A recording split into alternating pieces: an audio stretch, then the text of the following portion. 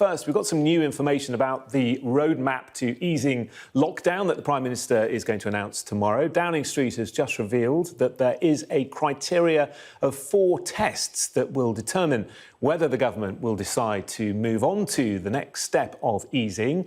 We can show you those tests now. Whether the government's vaccine deployment programme continues to be rolled out successfully is number 1.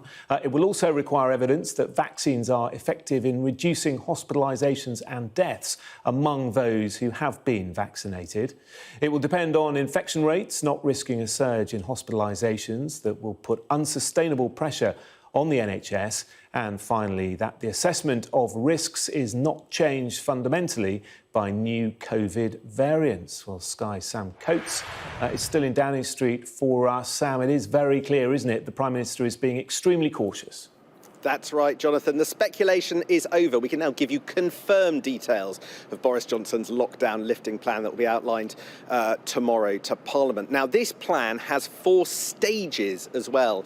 And each of those stages is about 5 weeks apart. And that gives the government time to assess, using the criteria that you just read out, that there aren't any problems. The 4 stages begin on March the 8th. And at the end of those 4 stages, that should take us to roughly the end of June. And by that stage, the idea is that pretty much everything in Britain, or more specifically England, which is what this plan pertains to, should be reopened. It won't be exactly as it was before coronavirus. There'll still be social distancing. There's uncertainty around international travel, but more or less they want everything to be reopened by the end of June. Now, here's some specifics. March the 8th, all schools in England reopen.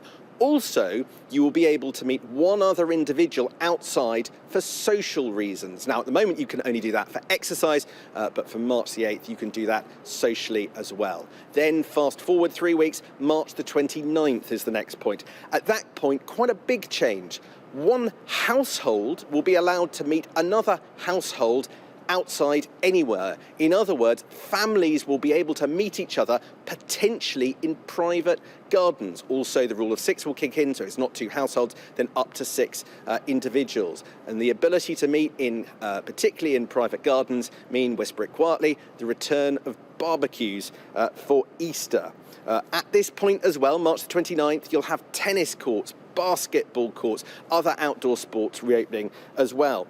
But note what that doesn't mean. Over the Easter school holidays, which begin on March the 29th, you're not going to be able to go away to self-catering accommodation in England, for instance, or you're not going to be able to sit in pub gardens at that point.